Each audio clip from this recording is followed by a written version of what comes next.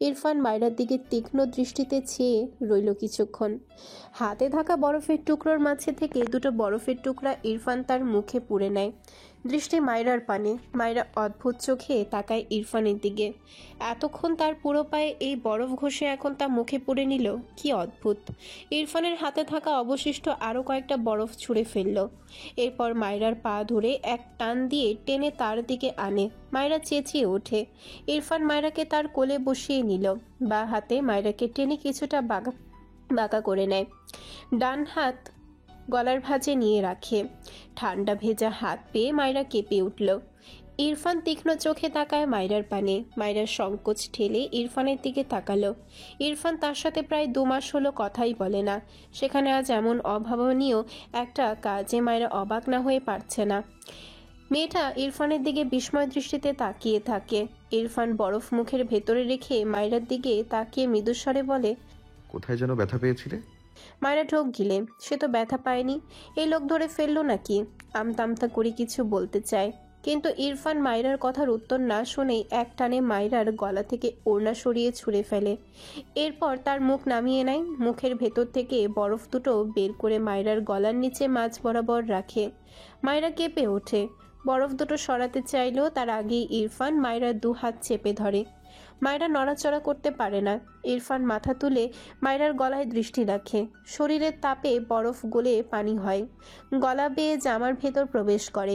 ইরফান তীক্ষ্ণ চোখে চেয়ে রইল সেদিকে। মায়রা মোচড়ামুচড়ি করে অসহায় কণ্ঠে বলে, ছাড়ুন আমায়, আমার ঠান্ডা লাগছে। ইরফান মায়রার মুখপানে তাকালো। মায়রার দৃষ্টির মানে ইরফান বুঝল না। দুটো বরফ পুরোটাও গলে পানি হয়ে যাওয়ার আগ পর্যন্ত ইরফান দৃষ্টি মায়রার গলায় রেখেছে। মায়রা লজ্জায় হাঁসফাঁস করে। দূরে ছিল সেটাই তো ভালো ছিল।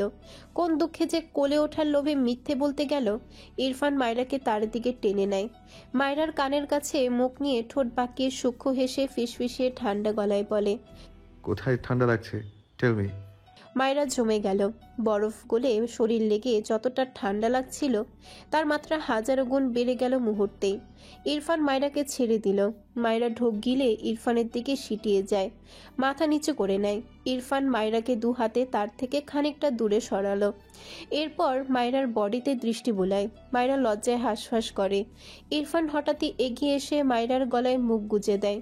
মায়রা কেঁপে ওঠে। ইরফান মায়রার গলা থেকে মুখ উঠিয়ে মায়রার কানের কাছে মুখ নিয়ে গিয়ে ঠান্ডা গলায় বলে, অ্যাগেইন অ্যাক্টিং করলে থাপ্পড় দিয়ে সব দাঁত ফেলবো তোমার। I am warning you. আমাকে জ্বালাবে না, স্টুপিড গার্ল। কথাটা বলে বেড থেকে উঠে দাঁড়ায়। কোনো দিকে না তাকিয়ে ওয়াশরুমে চলে যায়। মায়রা 2 পা ভাঁজ করে মাথা নিচু করে বসলো। ইরফান ওয়াশরুমের দরজা লাগানোর সাথে সাথেই মায়রা দ্রুত বেড থেকে নেমে তার কাপড় বের করে জামা পাল্টে নেয়। ইরফান বের হওয়ার আগে জামা পাল্টানো সম্পন্ন করতে পেরে মায়রা স্বস্তির নিঃশ্বাস ফেলল। ইরফান শাওয়ার নিয়ে বেরিয়ে মায়রার দিকে একবার তাকালো। মায়রা ইরফানকে তার দিকে তাকাতে দেখে মাথা নিচু করে নেয়। ইরফান ধীর পায়ে মায়রার দিকে এগিয়ে আসে। মায়রা এলোমেলো দৃষ্টি ফেলে। এই লোকটার আজ কি হলো? মায়রা পিছিয়ে গিয়ে কাভার্টের সাথে লেগে দাঁড়ায়। ইরফান খুব স্বাভাবিকভাবে মায়রার সামনে দাঁড়িয়ে মায়রার দিকে তীক্ষ্ণ দৃষ্টিতে তাকিয়ে পেছনে কাভার থেকে তার শার্ট, স্যুট, প্যান্ট বের করে আনে। এরপর নিঃশব্দে মায়রার সামনে থেকে সরে দাঁড়ায়। ইরফান রেডি হয়ে নিল। মায়রা এক জায়গায় গার্ড হয়ে দাঁড়িয়ে রইল। ইরফান নিজেকে পরিপাটি করে নেয়। এরপর ডান হাতে হাত ঘড়ি পরে নেয়। মায়রা আর চোখে দেখল ইরফানকে। ইরফানের হাত ঘড়ি গ্লাসের ভেতর গুচি লেখা। মায়রা খেয়াল করেছে ইরফানের ওয়ালেট, হাত ঘড়ি এর উপর এই লেখাটা সবসময় দেখে। মেয়েটা ঠিক বুঝতে পারে না ইরফানের অধিকাংশ জিনিসে এই নাম লেখা থাকে কেন। কৌতূহল থেকে ইরফানকে প্রশ্ন করে বসে, গুচি কার নাম? ইরফান চুলগুলো ঠিকঠাক করে নেয়। মায়রার কথা শুনে ভ্রু কুঁচকে মায়রার দিকে তাকায়, জিজ্ঞেস করে, হোয়াট? মায়রা আমতা করে। ইরফান কি মনে করে তার হাত ঘড়ির দিকে তাকালো। উল্টো ঘুরে ঘর থেকে বেরিয়ে যেতে যেতে ঠোঁট বাঁকিয়ে সূক্ষ্ম হেসে বলে, মাই ফার্স্ট ওয়াইফ। মায়রা তড়াক করে ইরফানের দিকে তাকায়। ততক্ষণে ইরফান ঘর থেকে বেরিয়ে গিয়েছে। মায়রা বিরক্ত হলো। আসলে কি এই লোকের প্রথম বউ ছিল? ইনায়া আপুকে জিজ্ঞেস করতে হবে। ওই ঘরের কথা জিজ্ঞেস করলে বলে ফার্স্ট ওয়াইফ আছে, আবার সবখানে এই গুচি নাম লিখে রাখে। তার নাকি প্রথম বউয়ের নাম। বিড়বিড় করল, ওটা গুচি না, বুচি হবে। কোন বুচি এই জল্লাদের গলায় ঝুলিয়েছিল? ইরফান নাস্তা করছে। নাস্তা করে ভার্সিটির উদ্দেশ্যে রওনা হবে। তারেক নেওয়াজ খাওয়ার মাঝে গলা ছেড়ে ইরফানের উদ্দেশ্যে বলে, মায়ের কলেজ পাশ করে তোমার ভার্সিটিতে নিয়ে যাও। মায়েরাকে নিয়ে যাও না কেন? তোমার প্রবলেমটা কি ইরফান? ইরফান মনোযোগ দিয়ে নাস্তা করায় ব্যস্ত, কেন যেন কেউই কিছু বলেনি। তারেক নেওয়াজ ভ্রু কুঁচকে বলে। ইরফান, ইরফান মাথা নিচু করেই বলে, বলো। আমি তোমাকে কিছু বলছি। ইরফান খাবার শেষ করে এক গ্লাস পানি খেয়ে বলে। তারেক শুনেছি। নেওয়াজ বিরক্ত হলো ছেলের গা ছাড়া ভাব দেখে, অতঃপর বলে, মায়েরাকে নিয়ে যাও, নয়তো আমাকে উল্টো পথে যেতে হবে। ইরফান ফোনে কিছু টাইপ করতে করতে গম্ভীর গলায় বলে। তোমার মেয়ে, তুমি এইটুকু কষ্ট করো? তারেক নেওয়াজ ভ্রু কুঁচকে বলে। ও তোমার বউ, তুমি কি ভুলে গেলে? ইরফান চেয়ার থেকে উঠে দাঁড়ায়, পকেটে ফোন রেখে হাত ঘড়িতে একবার সময় দেখলো, এরপর বাইরে যেতে যেতে বলে, আগে তোমার মেয়ে, বন্ধুর মেয়ে মানে তো তোমারই মেয়ে। কবুল বলতে বলেছিলে, বলেছি। এখন মেয়ের দায়িত্ব তুমি পালন করো। তারেক নেওয়াজ অবাক হয়ে ডাকে।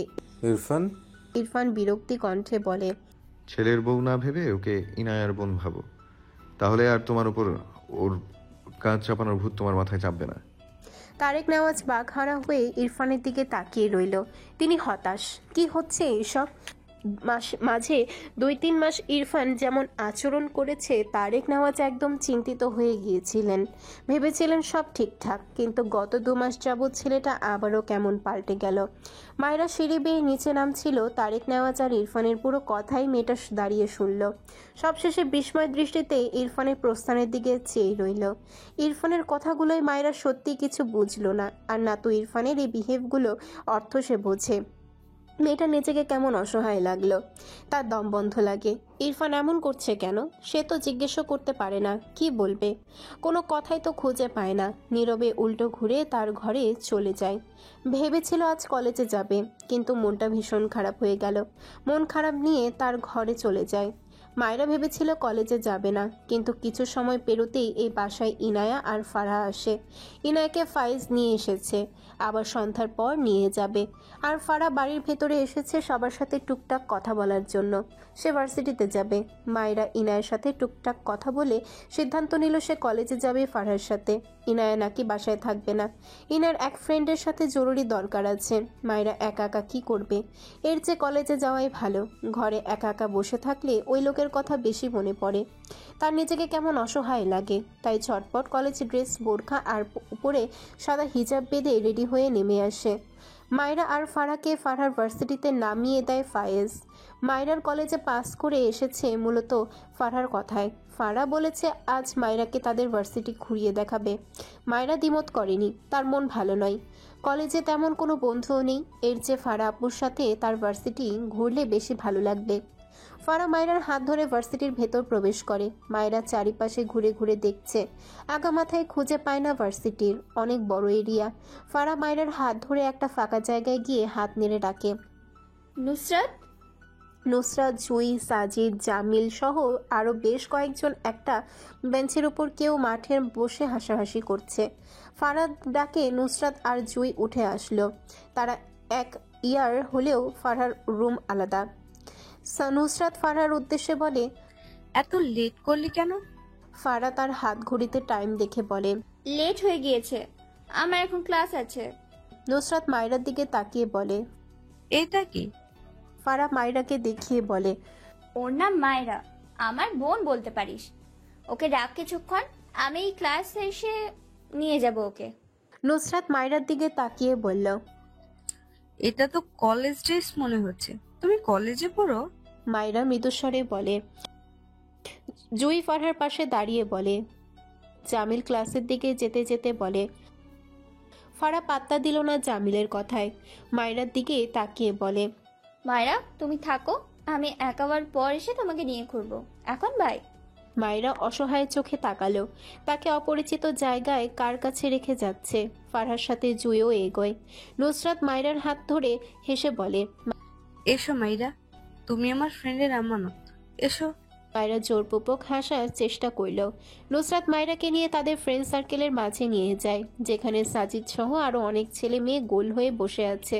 মায়রা ভীষণ অস্বস্তি ফিল করে। নুসরাতের উদ্দেশ্যে বলে, আপু। তোমরা থাকো, আমি ওদিকে গিয়ে দাঁড়াই।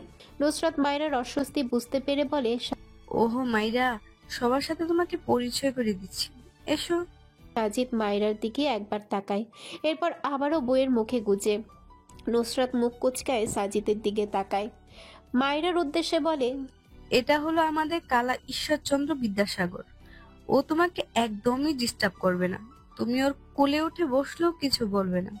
সাজিদ বিরক্ত চোখে তাকায় নুসরাতের দিকে। মায়েরাকে আরো অস্বস্তি ঘিরে ধরে। সাজিদের পাশে বসে মায়েরার দিকে তাকিয়ে বলে, হাউ কিউট। মায়েরা অদ্ভুত চোখে তাকায় ছেলেটার দিকে। বিরক্ত হলো মেয়েটা। ধ্যাত, তার এখানে আসা একদমই উচিত হয়নি। এর চেয়ে কলেজে যাওয়াই ভালো ছিল। নুসরাতের দিকে তাকিয়ে বলে, আপু আমি কলেজ যাচ্ছি, ফারহা আপু আসলে বলে দিও। নুসরাত মায়েরার হাত টেনে বলে, আরে না না, তুমি ছোট মানুষ, এর জন্যই ফারা তোমার দায়িত্ব আমাদের উপর দিয়ে গেল। এসো বসো, তোমার গল্প শুনি। সবাই তাদের মাঝখানে জায়গা করে দিল মায়েরাকে। মায়েরা অবাক হয়ে তাকালো সবার দিকে। মায়েরা সবাইকে খুব খারাপ লাগলো না, কিন্তু সাজিদের পাশে বসা ছেলেটা তার দিকে হাঁ করে চেয়ে আছে। মায়েরা বিরক্ত হয়ে ডাকে, ভাইয়া। শাহেদ সহ সবাই মায়েরার ডাকে অবাক হয়ে মায়েরার দিকে তাকায়। মায়েরা দৃষ্টি অনুসরণ করে বুঝলো মায়েরা শাহেদকে ডেকেছে। মায়েরা খুব সুন্দর করে হেসে বলল, আমি বিবাহিত। শাহেদ কেসে ওঠে মায়েরার কথায়, আর শাহের অবস্থা দেখে সবাই একসাথে উচ্চস্বরে হেসে ওঠে। তবে সাজিদের হাসির আওয়াজ সবচেয়ে বেশি হয়। মায়েরা একটু বিব্রত বোধ করে। শাহেদ ইনোসেন্ট ফেস বানিয়ে তার ফ্রেন্ডদের দিকে তাকিয়ে বলে।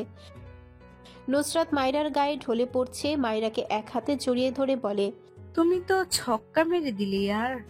এরপর নুসরাত হাসি থামিয়ে বলে, আমরা সবাই আনম্যারিড, তুমি ম্যারিড, ভালো লাগলো।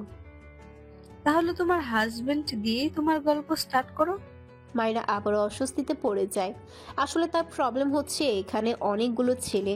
এরা না থাকলে মায়েরা এতক্ষণে হয়তো মেয়েগুলোকে তার বান্ধবী বানিয়ে ফেলতো। মায়েরা কিছু বলার আগেই সাজিদ বসা থেকে দাঁড়িয়ে সামনে তাকিয়ে স্যার সম্বোধন করে কাউকে সালাম দেয়। সাজিদকে অনুসরণ করে সবাই সেদিকে তাকায়। নুসরাত আর মায়েরা উল্টো ঘুরেছিল। নুসরাত পিছু ফিরে ইরফানকে দেখে দ্রুত সামনের দিকে ফিরে ভদ্রভাবে সালাম দেয়। মায়েরা নিজেও পিছু ফিরে তাকায়। খুব স্বাভাবিকভাবেই তাকিয়েছিল, কিন্তু ইরফানকে দেখে তার চোখে মুখে বিস্ময়ে ভর করে। ইরফান তীক্ষ্ণ চোখে মায়েরার দিকে তাকিয়ে আছে। নুসরাত নম্রভাবে জিজ্ঞেস করে, স্যার কিছু বলবেন? ইরফান মায়েরার দিকে তাকিয়ে গম্ভীর গলায় বলে, ক্লাস ক্যান্সেল। ইরফানের কথায় সকলের মুখ চুপসে যায়। এই স্যার তো এই ভার্সিটিতে পা রেখেছে তাদের জীবন প্যারাময় করতে। এই ক্লাস আবার ঠিক কোন সকালে দিবে নয়তো রাতে। রাতে ভার্সিটি খোলা থাকলে হয়তো রাত 2টোর দিকে কল করে বলতো। সবাই ক্লাসে আসো। নুসরাত কথাগুলো ভেবেই হতাশ হলো। ইরফান সকলের দিকে তাকিয়ে বলে, জায়গা ফাঁকা করো। ইরফানের কথা সবাই মেনে নিল। নুসরাত মায়েরার কানে ফিসফিসিয়ে বলে, এই প্যারাময় স্যার আমাদের জীবন বরবাদ করে দিচ্ছে, তোমাকে এই গল্প শোনাবো এসে। নুসরাতের কথা শুনে মায়েরা নুসরাতের দিকে অবাক হয়ে তাকায়। ইরফান যে এই ভার্সিটির টিচার এটা সে জানতো না। এতক্ষণে সবার কথা শুনে বুঝলো ইরফান এই ভার্সিটির টিচার। নুসরাত মায়েরার হাত টেনে বলে, এসো মাইরা। মায়েরা ইরফানের দিকে তাকায়। ইরফান বিরক্তি কণ্ঠে বলে, ও যাবে না। নুসরাত সহ সবাই অবাক হয়ে তাকায় ইরফানের দিকে। তারা বোঝার চেষ্টা করছে ইরফান কথাটা কার উদ্দেশ্যে বলল। সবার মাথায় হঠাৎই একটা প্রশ্ন আসে। ফারা মায়েরার কেউ একজন। ফারার সাথে সদ্য স্যারের একটা সম্পর্ক আছে। সদ্য স্যারের আবার ইরফান স্যারের ভাই। কাহিনী হলো ঘুরে উল্টে মায়েরা ইরফানের কেউ। নুসরাত ভ্রু কুঁচকে তাকায়। আপাতত তার মাথায় যা আসলো সে ভাবনা থেকে মায়েরাকে প্রশ্ন করে, এটা তোমার বড় ভাই নাকি মাইরা? নুসরাতের কথা শুনে মায়েরা চোখ বড় বড় করে তাকায় নুসরাতের দিকে। এরপর দৃষ্টি ঘুরিয়ে ইরফানের দিকে তাকায়। ইরফান তীক্ষ্ণ চোখে মায়েরার দিকে চেয়ে আছে। মায়েরাকে সবাই চুপ থাকতে দেখে বুঝলো নুসরাত ঠিকই ধরতে পেরেছে।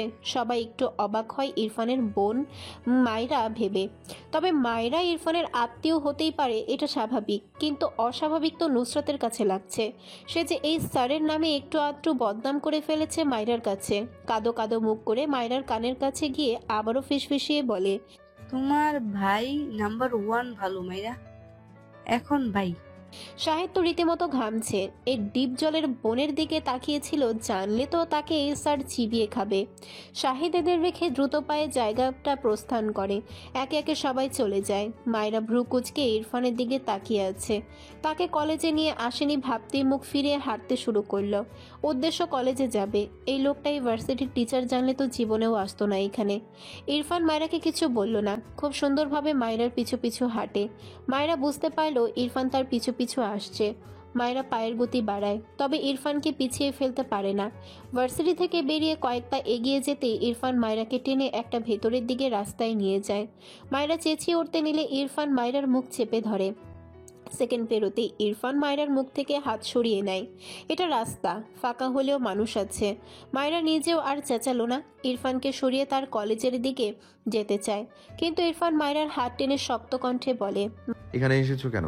মায়েরা বিরক্ত হয়ে বলে। আমার হাত ছাড়ুন, আমি কলেজ যাব। ইরফান কিছু বলল না, হাত ছেড়ে বলে গো। মায়েরা ইরফানের দিকে তাকালো না, হাঁটতে লাগলো। ইরফান মায়েরার পিছু পিছু হাঁটে। ইরফানদের ভার্সিটি থেকে 10 মিনিট হাঁটলে মায়েরাদের কলেজ। মায়েরা কলেজের গেটে ভেতরে ঢুকলে ইরফান সেখানে বেশ কিছুক্ষণ দাঁড়িয়ে থাকে। মায়েরা দ্রুত পা চালায়। এখনো একটু সময় আছে, ফার্স্ট ক্লাস হয়তো এখনো শুরু হয়নি। তাড়াহুড়ে যেতে গিয়ে মায়েরা কারোর সাথে ধাক্কা খেয়ে দুপা পিছিয়ে যায়। সামনে তাকিয়ে দেখলো তার এক ম্যাডাম। জিভে কামড় দিয়ে অনুতপ্ত স্বরে বলে, সরি ম্যাম। মায়েরাদের বায়োলজি ক্লাস নেয় এই ম্যাম, অন্তরা নাম তার। এখন তো এই ম্যামের ক্লাসই, কোথায় যায় তাহলে? মায়েরা গলা ছেড়ে জিজ্ঞেস করে। ম্যাম, আপনার কিছু লাগবে? মায়েরা অন্তরার মুখের দিকে তাকিয়ে রইল উত্তরের আশায়। এই ম্যামকে খুব বেশি বয়স লাগে না, ভালোই ইয়াং লাগে। অন্তরার চোখে মুখে কিছুটা বিরক্তি। দ্রুত পায়ে বাইরে যেতে যেতে বলে, না, ক্লাসে যাও। মায়েরা মাথা নেড়ে কলেজের মাঠ পেরিয়ে ক্লাসরুমের দিকে যায়। অন্তরার বাবা গ্রাম থেকে এসেছে, এজন্যই মূলত মেয়েটা তার বাবাকে বাসার চাবি দিতে বেরিয়ে যাচ্ছে। কলেজ গেটের সামনে দাঁড়িয়ে ব্যাগ থেকে চাবি বের করে। এরপর সামনে তাকিয়ে কলেজ গেটের বাইরে এক পা রাখতে গিয়েও তার পা থেমে যায়। বিস্ময় দৃষ্টিতে তাকায় গেটের ডান পাশে দাঁড়ানো ইরফানের দিকে। ইরফান মাথা নিচু করে ফোনে কারোর সাথে কথা বলায় ব্যস্ত। অন্তরা গেটের হাতল শক্ত করে ডান হাতে চেপে ধরে, চোখ জোড়া পানিতে টইটুম্বুর বিড়বিড় করে। ইরফান, অন্তরা নিজেকে সামনে নিল, ব্যাগ থেকে একটা মাস্ক বের করে দ্রুত পরে নেয়। এরপর গেটের বাইরে পা রাখে। গেটের বাম পাশে গিয়ে দাঁড়ায় অন্তরা। ইরফান এখনো মাথা নিচু করে কারোর সাথে কথা বলছে, বা হাতে প্যান্টের পকেটে। অন্তরা কতক্ষণ যে তাকিয়ে রইল ইরফানের দিকে। ইরফান কথা বলতে বলতে একবার কলেজের গেটের ভেতরে তাকায়। মায়েরাকে হেঁটে যেতে দেখলো, চোখ সরালো না। মায়েরার দিকে চেয়ে ফোনে কথা বলতে লাগলো। মায়েরা ক্লাসরুমের ভেতর চলে গেলে ইরফান সামনে এগোয়। অন্তরা নিশ্চুপ চোখে ইরফানের পানে চেয়ে রইল। ইরফান তাকে পাস করে সামনের দিকে এগিয়ে যায়। অন্তরা তাকিয়েই রইল। ইরফানকে যতক্ষণ দেখা যায় দেখলো মেয়েটা। চোখ জোড়া আবারও ঝাপসা হলো। ইরফান আশেপাশে একবারের জন্য তাকায়নি। এটা দেখে অন্তরা ঝাপসা চোখে একটু হাসলো, বিড়বিড় করলো, একটুও বদলাওনি ইরফান।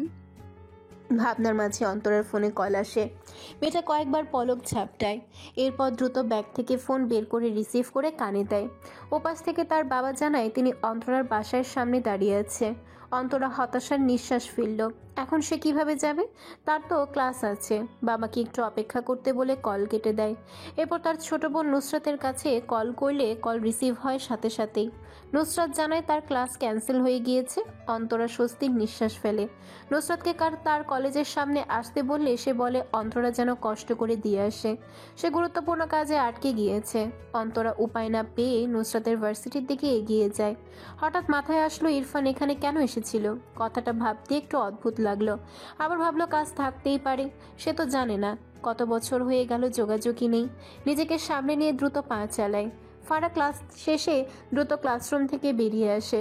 সামনে শুদ্ধকে দেখে কয়েক সেকেন্ডের জন্য দাঁড়িয়ে পড়ে। পাশ কাটিয়ে যেতে নিলে শুদ্ধ ফারার সামনে দাঁড়িয়ে যায়। ফারা আবারও শুদ্ধর পাশ কাটিয়ে যেতে নিলে শুদ্ধর আবারও একই কাজ করে। ফারা রেগে তাকায় শুদ্ধর দিকে। শুদ্ধ মৃদু হেসে বলে, ক্লাস করে যাবে, এসো। ফারা শক্ত গলায় বলে, আমি তোমার ক্লাস করব না, সরে দাঁড়াও। শুদ্ধ ফারার দিকে একটু এগিয়ে এসে বলে, আমার তোমাকে মারাত্মক জড়িয়ে ধরতে ইচ্ছে করছে ফারা পাখি, কেন এ? ফারা থতমত খেয়ে তাকায় শুদ্ধর দিকে, বিরক্ত হয়ে পড়ে। তুমি সরে দাঁড়াও তো, মায়েরা এসেছে, ওকে আমাদের ভার্সিটি ঘুরিয়ে দেখাবো। শুদ্ধ কিছু একটা ভেবে বলে, ফারা, তুমি তো আমার সাথে ভালোভাবে কথা বলতে পারো না। তুমি জানো সামিয়া মেয়েটাকে ভীষণ ভালো লাগে, ওর ব্যবহার এত অমায়িক। ফারা অবাক হয়ে তাকালো শুদ্ধর দিকে। শুদ্ধ মোটেও মজা করছে না। শুদ্ধ আবারও মৃদু হেসে বলে, সামিয়ার মতো মেয়েকে যে কেউ পছন্দ করবে, কিন্তু ফারা মৃদু হেসে বলে, বুঝেছি শুদ্ধ ভাইয়া, তোমার জন্য শুভকামনা। তোমার হবু বউ এত ভালো মানুষ, তোমাকে আর দুঃখ ছুতে পারবে না। ফারার মুখে ভাইয়া ডাক শুনে শুদ্ধ বিরক্ত হলো। ফারা হাত টেনে বলে, ফারা, আমি যা বলি সবসময় তার উল্টোটাই তোমাকে বুঝতে হয়। কথাটা বলে আশেপাশে তাকিয়ে ফারার হাত ছেড়ে দিল। ফারার চোখ পানিতে টইটুম্বুর, মাথা নিচু তার। শুদ্ধ কিছু বলার আগেই ফারা মাথা নিচু করেই নীরবে ক্লাসরুমে গেল। শুদ্ধ একটু হাসলো, অতপর সেও ক্লাসরুমে প্রবেশ করে। ফারা চুপচাপ মাথা নিচু করে বসে আছে। শুদ্ধ ক্লাস নেওয়ার ফাঁকে ফাঁকে ফারার দিকে তাকায়। মেয়েটা একবারও মাথা তুলে তাকায়নি। শুদ্ধ কথা বলতে বলতেই ফারার পাশে এসে দাঁড়ায়। ফারা খাতায় নজর করলে দেখলো ফারা পুরো খাতায় লিখে ভরে ফেলেছে, শুদ্ধ ভাই, তুমি আমার। শুদ্ধ এটা দেখে না হেসে পারল না, তবে শব্দ করে হাসলো না। শব্দহীন হেসে সামনে চলে যায়। ক্লাস শেষে ফারা ক্লাসরুম থেকে বেরোলে শুদ্ধকে আবারও তার সামনে দাঁড়াতে দেখে মাথা নিচু করে নিল। শুদ্ধ হেসে বলে, আমার রুমে এসো। ফারা মাথা নিচু করে বলে, মায়েরা ওয়েট করছে আমার জন্য। শুদ্ধ ফারার পেছনে দাঁড়িয়ে বলে, ইরফান গিয়েছিল মায়ের কাছে, তুমি এসব চিন্তা ঝেড়ে আমার রুমে এসো। সামিয়াকে একবার ডাকলে চলে আসে। ফারা পিছু ফিরে তাকায় শুদ্ধর দিকে। চোখ জোড়ায় পানি চিকচিক করছে।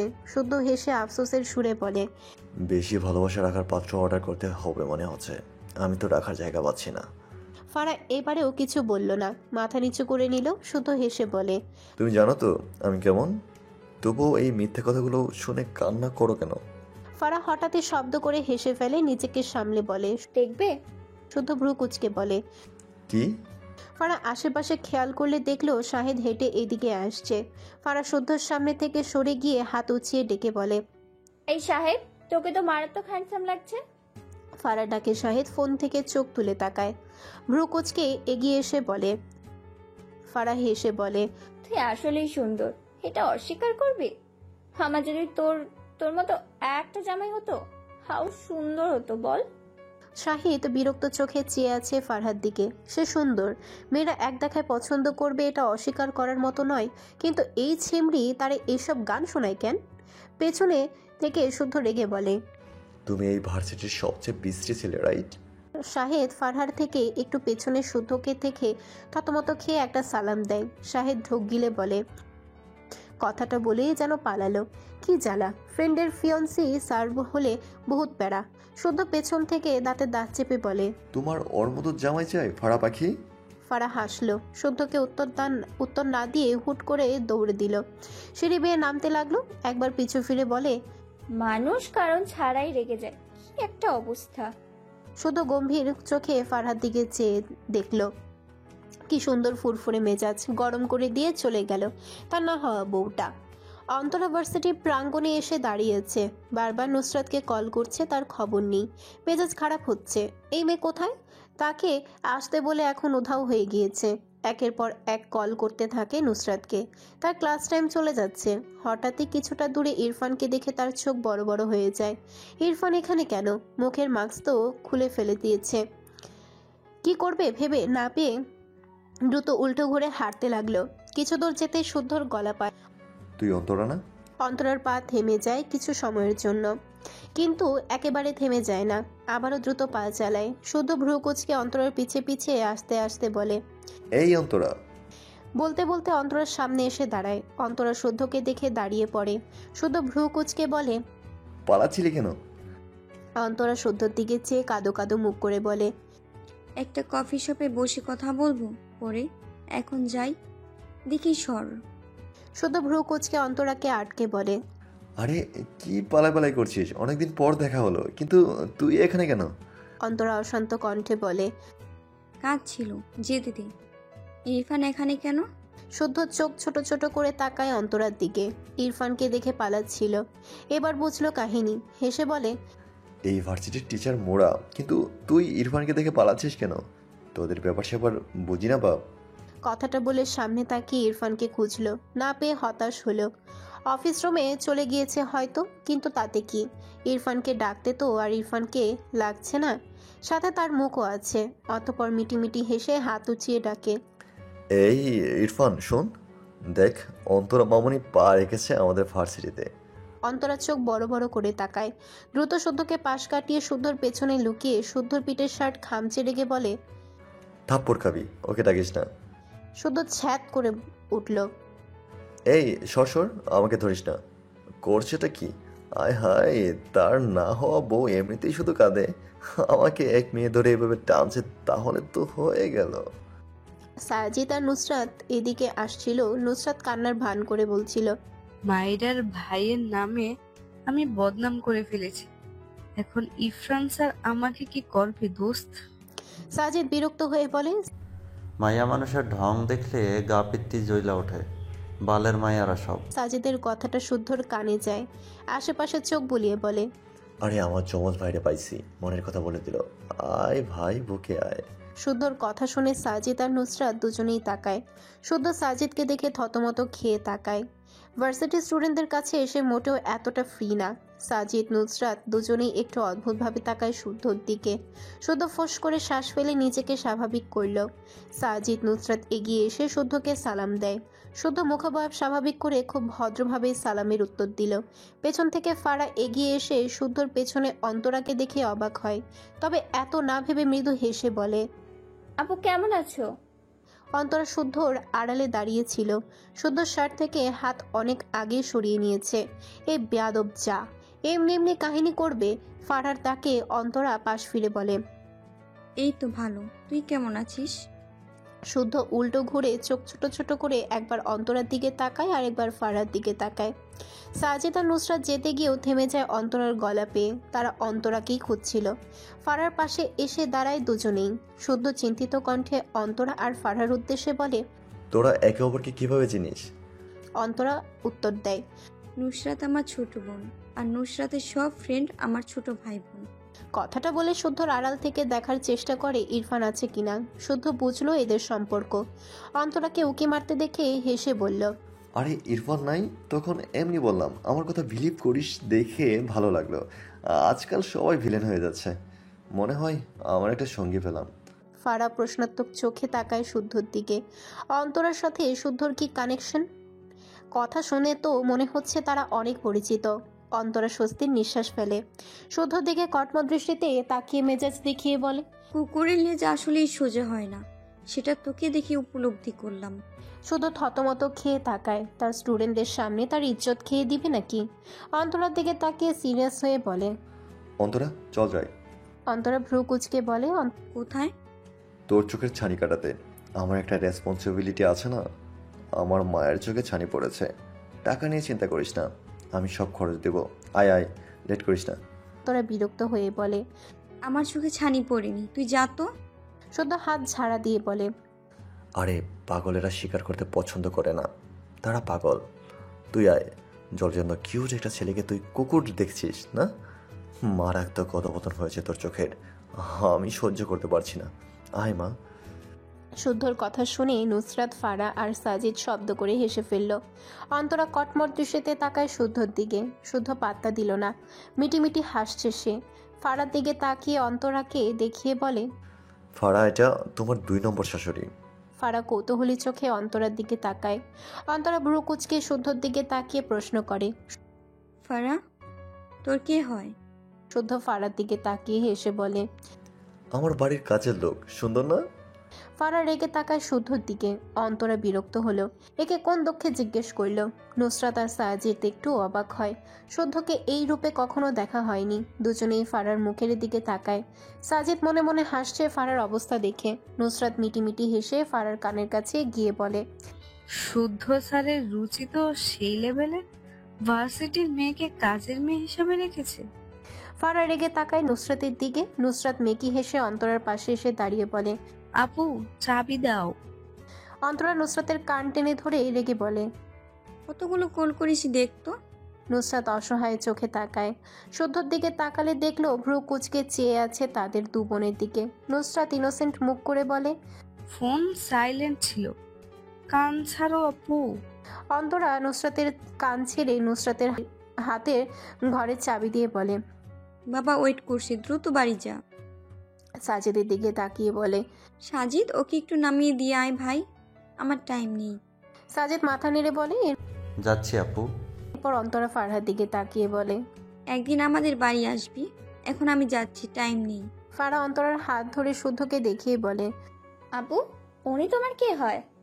অন্তরা শুদ্ধর দিকে তাকিয়ে হেসে বলে। আরে ও আমার ভার্সিটি লাইফের ফ্রেন্ড, কিন্তু এই বাদরটা তোর কি হয়?